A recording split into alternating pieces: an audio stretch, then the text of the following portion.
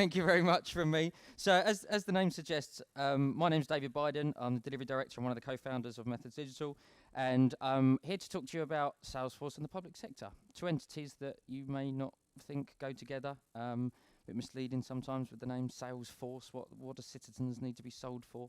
But I'll kind of take you through what's happening in government and the health sectors, what we're doing, what others are doing, and why we believe in the platform. So there's been a lot of success so far with Salesforce. I think there's a lot more to come. But I wanted to start with really how I realised the potential of the Salesforce platform and why I think the two should come together. And it started for me a few years ago now, and I was at home with my wife, and we live in Kent, and we got a call from a friend of my wife's, a lady called Angela, and she lived quite far away in Brighton, and unfortunately she was having a very bad time. So Angela's got a young daughter. She was living with her boyfriend at the time. He unfortunately beat her up, so she had to go somewhere else. So Angela came to stay with us, and when something like that happens, it just completely uproots your life. So she came to live in our house. Her daughter came with us as well. And basically we had to get Angela back on track. So she settled in, but when you're in a situation like this, it's a bit weird because you've got no job, you've got no friends, you can't tell your family. Her daughter didn't have a school to go to. It was really starting from ground zero. And she was kind of 35, when you're about that age, it was pretty damn hard to do. So, next thing we did was we kind of sat down after they'd settled in and we started to make a kind of plan for rebuilding Angela's life, really. And I'm a program manager by trade, so I do love a good plan. So we kind of all got round and started to say, right, what we're going to do next, how are we going to fix this, what we're going to do about this. And it was like, okay, calm down a bit. This is someone's life, not an implementation of a system in a bank or anything like that. So, and what happened over the next 3 weeks really kind of opened my eyes. So, as you can imagine, Angela kind of needs to rebuild her life. And when you're in this situation, you depend a lot on public services.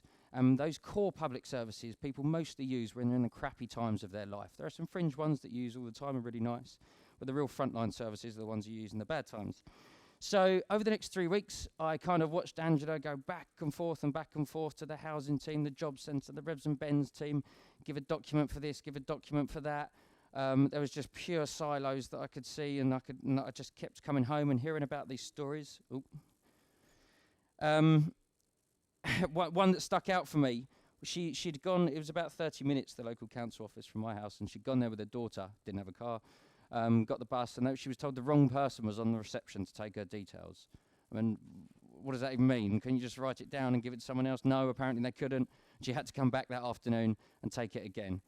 And there was just a lot of waiting for things to be rubber stamped and signed off, and it just felt so desperately archaic.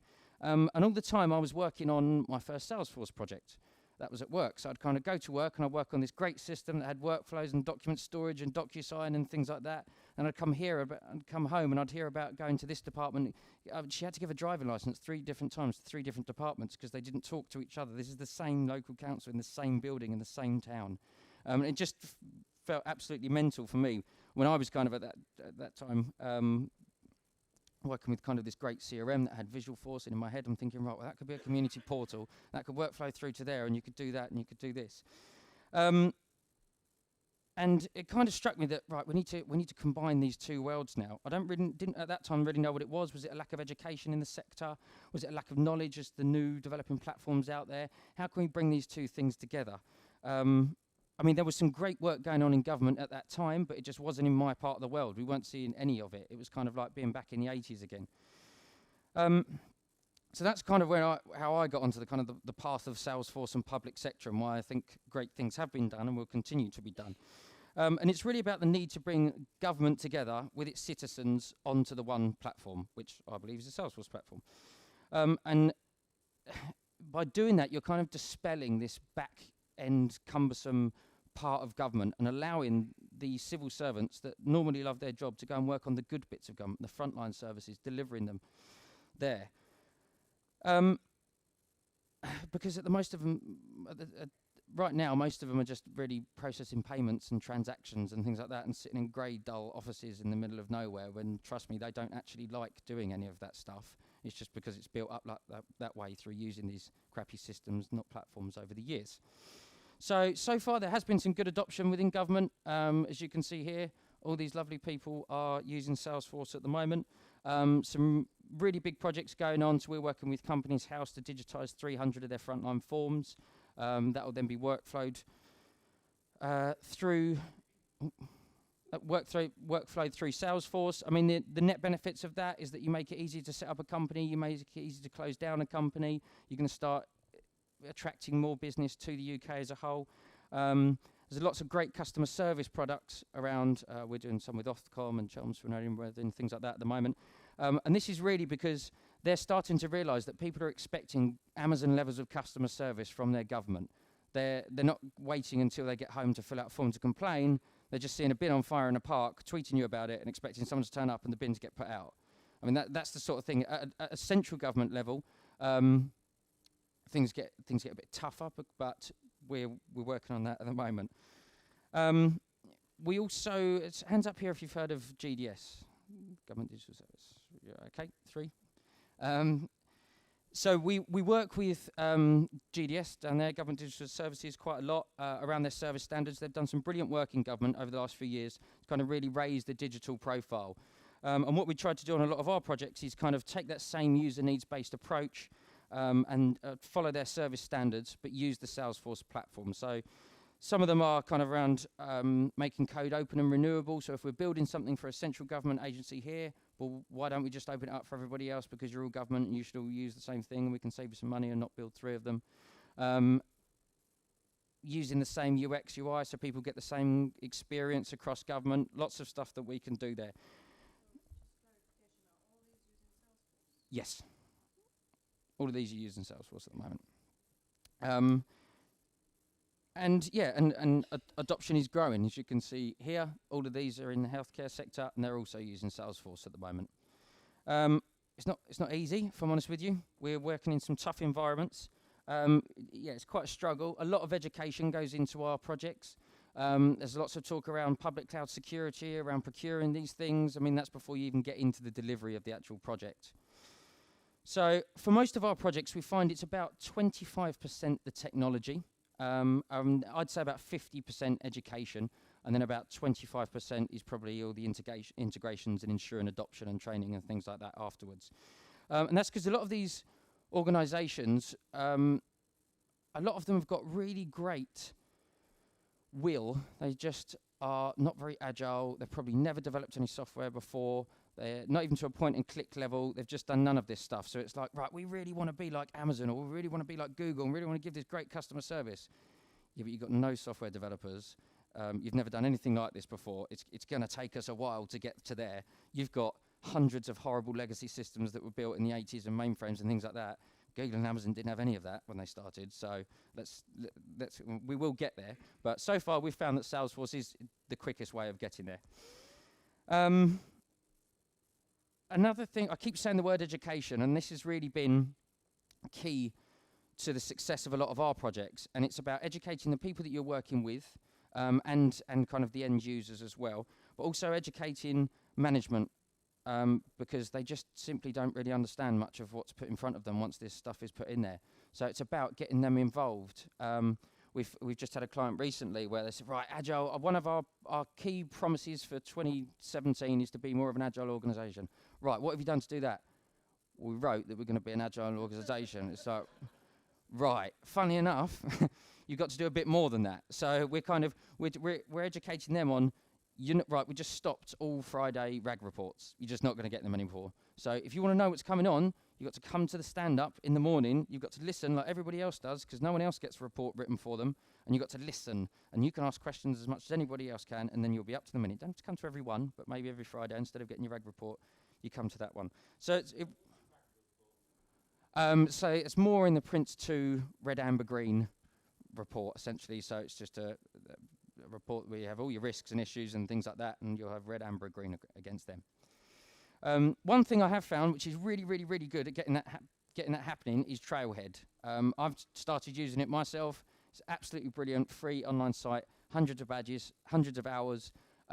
Once people get the bug, they really do start using it, and it can get a bit competitive with the badges and the points and things like that. But it gets them to understand the platform just at a basic level. And then you can kind of hit them with some reports and dashboards and things like that, and then they can start to see, wow, I've got all this data at my fingertips now. I can actually do something good with it. And then you can get on to actually talking about platform-based business models and things like that and everything else that they might want to do in the future. Yep, so I've been through that one. So, future of Salesforce and government. So, this is the slide that I actually nicked from a Salesforce presentation that I went to a couple of days ago. And that they are building the government success platform. Sounds really great, and all these buzzwords sound really brilliant as well. Most of them are at more of a proof of concept stage at the moment. I mean, case management is obviously wherever that is, is obviously deeply into the Salesforce system anyway, but most of what government does is case management. Most things can be done by a register. So we've got a client at the moment, for instance, so they issue licenses, and one of the people, or some of the groups of people they issue license to are called ships and amateurs. So if you have a CB or if you have a ship, you have to have a license to use the radio waves for it. So we kind of sat down with them and said, right, we're not building anything to do with licenses in Salesforce yet. What do you mean? We need a system that gives out licenses. But do you really? Because, well, yeah, because they have to have the license on their boat. But do they really? Or have you just always given them a bit of paper that they can hammer to their boat and show the police when they turn up? Why can't we just make it a register and put it online? And then anyone that needs to see it, and you don't have to print out any licenses, and we can stop your process about 8 steps back here. Oh yeah, okay, maybe we could do that. They've got nothing to do with Salesforce at this point. We're just doing user needs-based work right at the start of the project so that we can build as little as possible, as simply as possible on the Salesforce platform. So one of the things I think will be big for Salesforce, and I've been speaking to some of the mobile Caddy guys today, great product they've got out there, is around Salesforce One. Lots and lots of use cases for mobile within government. We've had one with lots of binmen. They have tough books, need to be connected, they need to get updates on their rounds and things like that. Well, Salesforce One, absolutely perfect for that.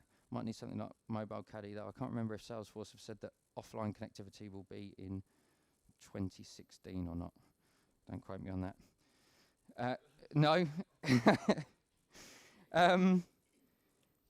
So another slide here, and this is basically based around what's already been done in the US around mobile. This is live, it exists, it works. And we're definitely going to see this big push in central government and local government in the UK very soon as well. Lots of other questions that we keep getting asked, and this is again around education when you're doing Salesforce in government, is how do I get off it? Where's my data stored? Right, okay, we're going to need to break this down a bit. And this isn't really anything to do with sales, this is just about public cloud platforms. I run an AWS area as well, we get loads of questions on that one as well. And it's about taking through that education of why they don't need to worry or panic. And then you tend to find the project actually becomes a lot smaller because you've kind of settled their nerves right at the start of it. But anyone that does do public sector or Salesforce in the public sector, Salesforce have just written a really nice document, which is an exit strategy document that they'll give to you for free, which basically says how you can get off Salesforce if you ever so wished to do that. I'm going to talk a slight bit more before I go into those. There is now a public sector ecosystem that's about to be launched on the App Exchange as well. So microsite works in exactly the same way as what the App Exchange does, but it's basically going to show you what products and I think services, they haven't decided if that's going to go on there yet, are going to be good for public sector. So if anybody wants to have a look at that, let me know and I shall send you the URL that they're using to test it out. And now it is time for Q&A. So anyone got any questions?